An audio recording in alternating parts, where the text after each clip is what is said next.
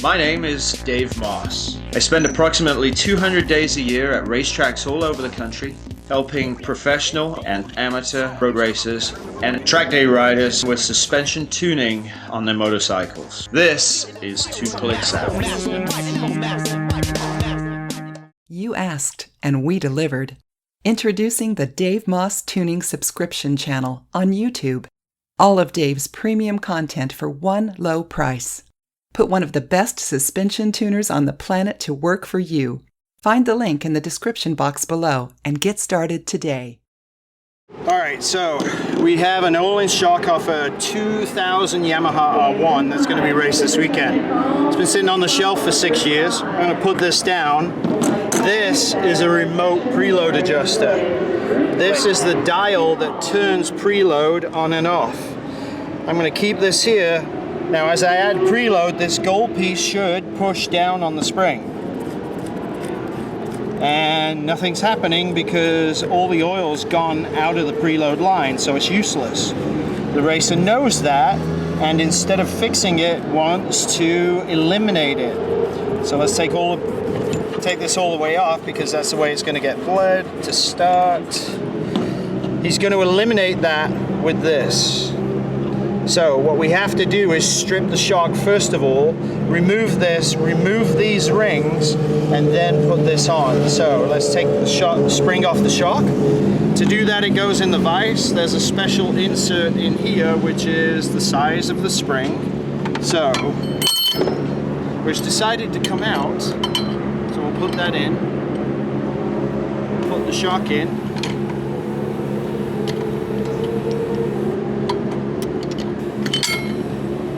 Come on.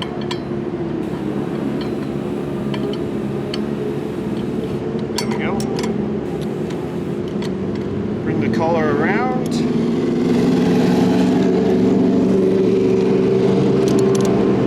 Now that's got to sit right in the middle here. That's got to be centered. And then the hydraulic line has to be out of the way, which it is, and it's facing me. We'll go ahead and lock the jack. Keep that centered, and then we're going to jack this up. So Dave will come up and around here, and as it's pushing up, the spacer grabs the spring, which allows me to push everything up.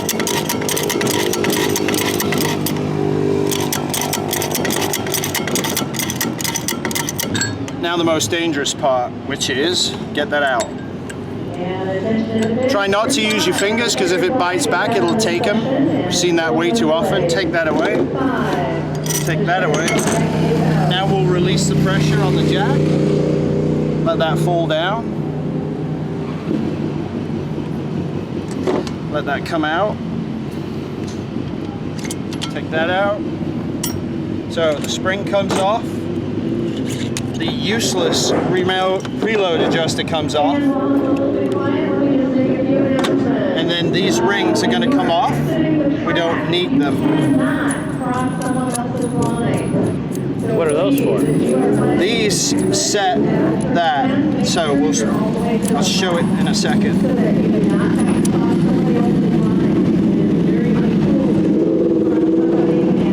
So this locates into that.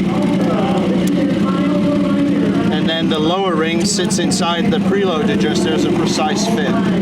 We don't want those on there, or should I say the owner of the shock does not want them on there. So they're off. And that's going to go on.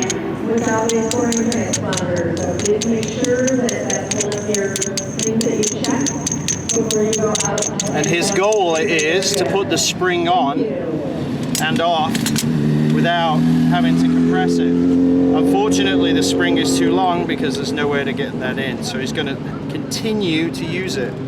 The other part we need to do is measure the length of the spring now.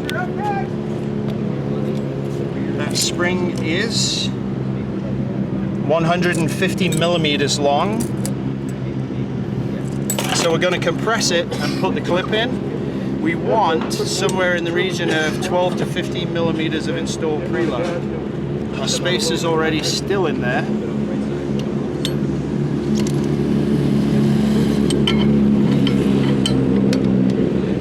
set that in.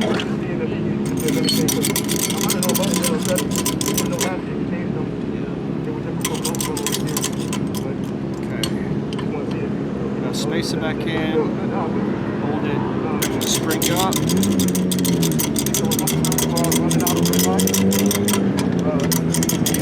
There we go. Now we got to center that spring and make sure it grips. Okay. Now we can jack it up. Put the spacer back in. That will lock this into that. Now we can push that back down. That's all you gotta do. Okay.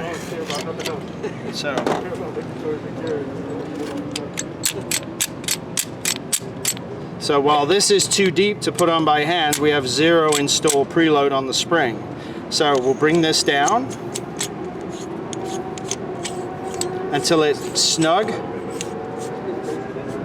There, we got tension now, right about there.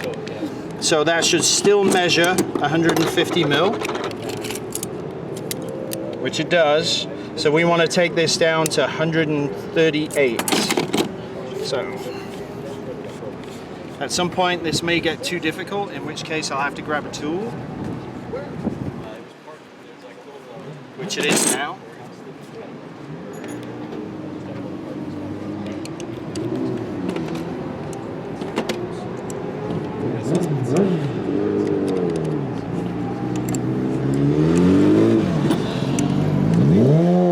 Then every once in a while, check.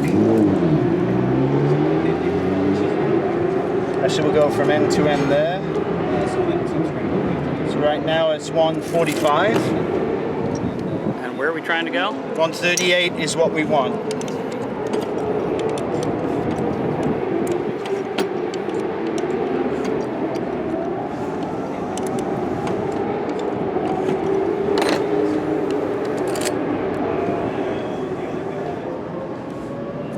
.44.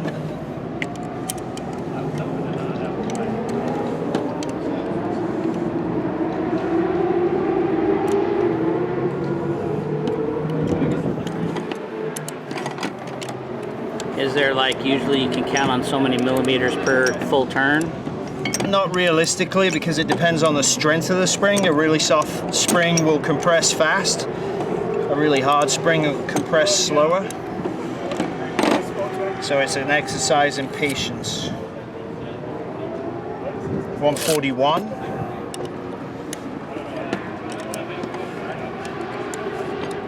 And why do we want this pre-installed? So when we want it set to 12, 10 to 15 is your average range. So if you set it at 12, you're right in the middle of the range. So when you try and set sag, you're perfectly in the middle. So you can assess immediately whether the spring is too soft or too stiff for the bike before you go too far. And then when you set sag, you know right away if this is the right spring before you go out on track and try it. 138. Okay. The other thing to do now we're finished is line the two eyes up. Keep that slightly loose because this needs to move for installation.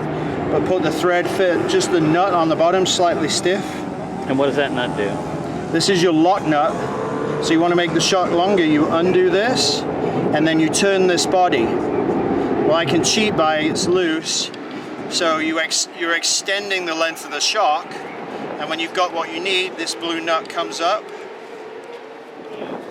and then you can count the number of threads that are showing underneath to show you how much ride height you have.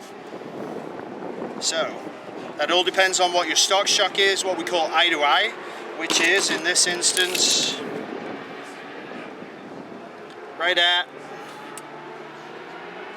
295 millimeters. And then, depending on where the rear axle is, the size of the rear tire, blah, blah, blah, blah, this may need to be higher or shorter. And these come in two different lengths. So while we're here, let's talk about that.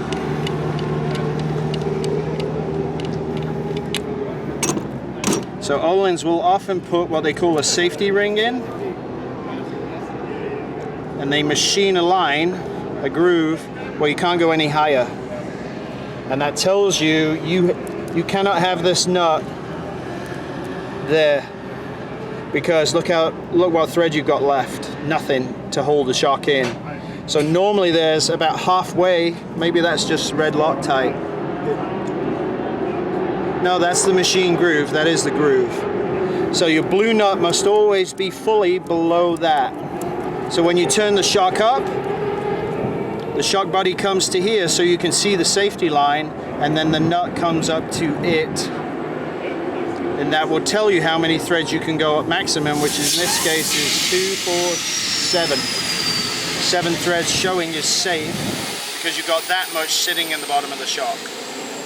So he'll come by in a minute, pick all his bits and pieces up, and then go and install it in his 2000 R1, and we'll get to work. To schedule a remote tuning appointment for you and your bike with Dave via text, email, Facebook, etc., contact Dave on Facebook or by email, dave@davemosstuning.com.